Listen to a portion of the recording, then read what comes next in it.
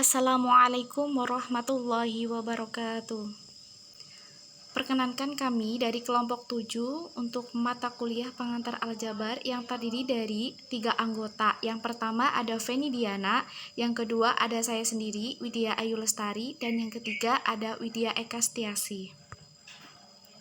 Di sini kami akan mempresentasikan tentang materi relasi. Materi relasi yang akan kita bahas kali ini adalah mengenai yang pertama, pengertian relasi, dan yang kedua ada sifat-sifat relasi.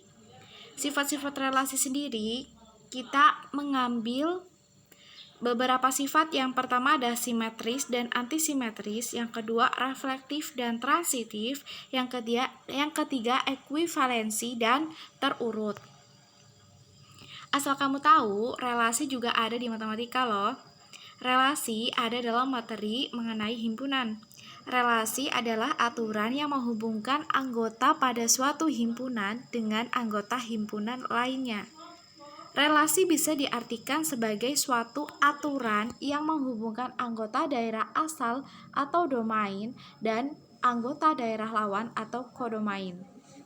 Dalam relasi tidak ada aturan khusus yang harus dipenuhi untuk memasangkan anggota himpunan daerah asal ke anggota daerah lawan. Setiap anggota himpunan daerah asal bisa mempunyai pasangan lebih dari satu, bahkan tidak memiliki pasangan pun boleh.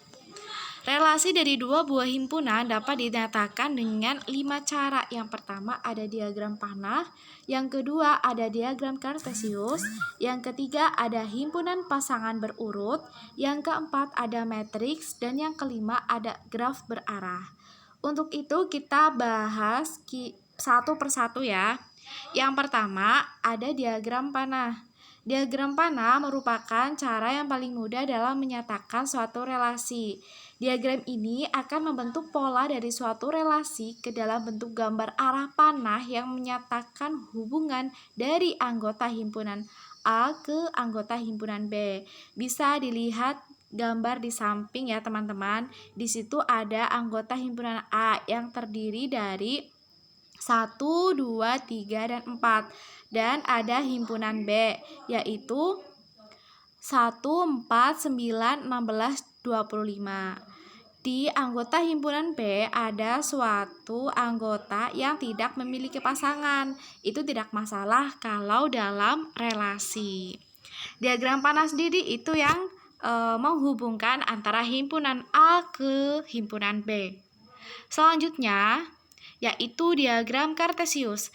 Diagram kartesius adalah sebuah diagram yang terdiri dari sumbu X dan sumbu Y. Dalam diagram kartesius, anggota himpunan A terletak pada sumbu X, dan sedangkan anggota himpunan B terletak pada sumbu Y. Relasi yang menghubungkan himpunan A ke B ditunjukkan dengan noktah ataupun titik. Nah, yang ini ya teman-teman. Selanjutnya yaitu himpunan pasangan berurut. Cara penulisannya yaitu himpunan A ditulis pertama, sedangkan anggota himpunan B itu sebagai pasangannya maka ditulis yang kedua. Kita langsung ambil contoh ya biar lebih mudah memahami. Contoh ada himpunan A. Himpunan A terdiri dari anggota yaitu Indonesia, Jepang, Korea, dan Prancis. Sedangkan himpunan B sebagai himpunan pasangan ya, itu terdiri dari anggota Tokyo, Paris, Jakarta, dan Seoul. Tentukan himpunan pasangan berurut dari negara dan ibu kotanya. Jawaban yang pertama harus urut ya. Yang pertama kan dari himpunan A itu Indonesia. Jadi Indonesia pasangan yang betul ibu kotanya adalah Jakarta. Dilanjutkan dengan Jepang, ibu kotanya adalah Tokyo. Dan dilanjutkan dengan Korea, ibu kotanya adalah Seoul. Dan Prancis, ibu kotanya adalah Paris. Jadi seperti itu ya teman-teman. Selanjutnya ada matriks. Untuk matriks, kita misalkan saja R merupakan relasi yang menghubungkan antara himpunan A. Himpunan A itu terdiri dari A1, A2, dan seterusnya sampai tak hingga ya. Dan himpunan B itu ada B1, B2, dan seterusnya. Relasi tersebut dapat disajikan dalam bentuk matriks, yaitu, nah, seperti ini ya. Terus, untuk unsur-unsur pada matriks itu bernilai 1 atau 0 tergantung apakah unsur A pada himpunan A mempunyai relasi dengan unsur B, J pada himpunan B. Pernyataan tersebut dapat dituliskan dalam bentuk seperti ini bentuknya, teman-teman bisa dipahami terlebih dahulu. Ya, lanjut ada graf berarah. Graf berarah didefinisikan hanya untuk merepresentasikan relasi pada suatu himpunan, bukan antara dua himpunan ya. Jadi, kalau graf berarah ini cuma untuk suatu himpunan, bukan dua himpunan. Tiap unsur himpunan dinyatakan dengan sebuah titik atau yang disebut juga simpul atau vertex ya dalam graf. Dan tiap pasangan terurut dinyatakan dengan busur. Tiap unsur himpunan dinyatakan dengan sebuah titik atau yang disebut juga dengan simpul atau vertex. Dan tiap pasangan berturut dinyatakan dengan busur. Jika, misal nih, jika A dan B itu merupakan anggota R, maka sebuah busur dibuat dari simpul A ke simpul B. Simpul A disebut dengan simpul asal. Nah, atau biasa disebut dengan initial vertex. Dan simpul B itu disebut dengan simpul tujuan. Maaf ya. Dan simpul tujuan ya tadi yang untuk titik B-nya, simpul B-nya.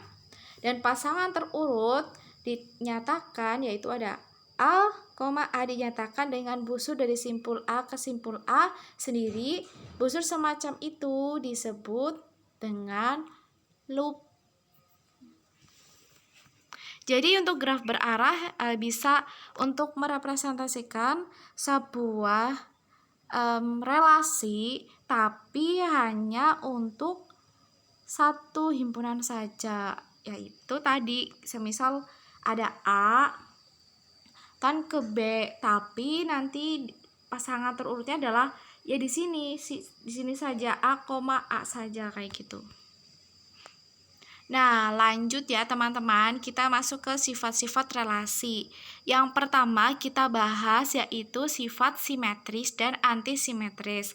Relasi R pada himpunan A disebut simetris jika A dan B anggota R. Dan juga misal B dan A itu juga anggota R.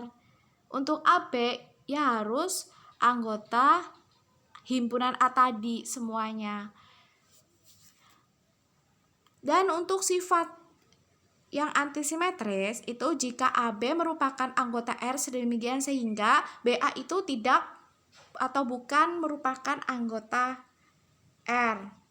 Masuk ke contoh saja ya teman-teman. Nah, misalkan nih ada himpunan A itu kan terdiri dari anggota 1, 2, 3, 4 dan relasi R di bawah ini didefinisikan pada himpunan A. Maka misal nih relasi R itu sudah menghasilkan sebuah relasi ya. Relasi R itu dengan hasilnya 1,1, 1,2, 2,1, 2,2, 2,4, 4,2 dan 4,4 itu bersifat stangkup. Nah, stangkup di sini itu simetris maksudnya ya teman-teman. Kata lainnya kayak gitu.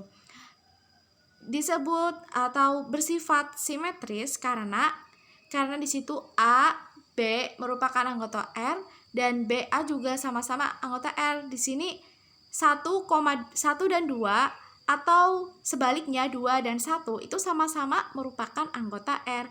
Begitu juga 24 dan 42 itu sama-sama anggota R. Jadi itu merupakan bersifat simetris. Dan untuk relasi yang contoh relasi yang tidak simetris, misalkan nih ada relasi R yang hasilnya itu 1,1, 2,3, 2,4, 4,2 tidak simetris atau tidak stangkup atau antisimetris itu karena ya di situ ada 2,3 anggota R tetapi 3,2 itu bukan anggota R. Jadinya maksudnya jadi Himpunan tersebut hasil dari relasi R yang tadi itu tidak simetris atau antisimetris. Begitu teman-teman. Terima kasih dan dilanjutkan dengan sifat-sifat berikutnya.